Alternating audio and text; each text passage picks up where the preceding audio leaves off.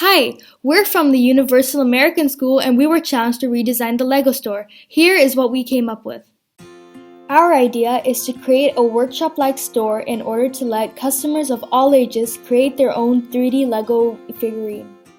They may choose a face or draw their own, then choose hair, a bodice, and legs from the great selection given.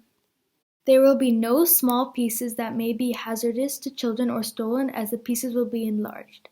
The typical figurine is 4 centimeters, but our plan is to enlarge each piece by 10 times, so a total of 40 centimeters. The workshop will function as follows.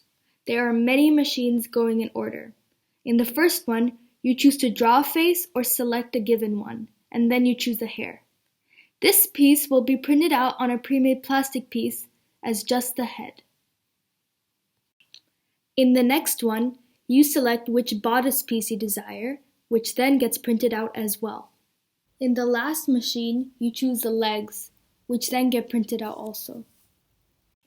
All the chosen items are to be assembled together by the customer to create their very own customized Lego figure.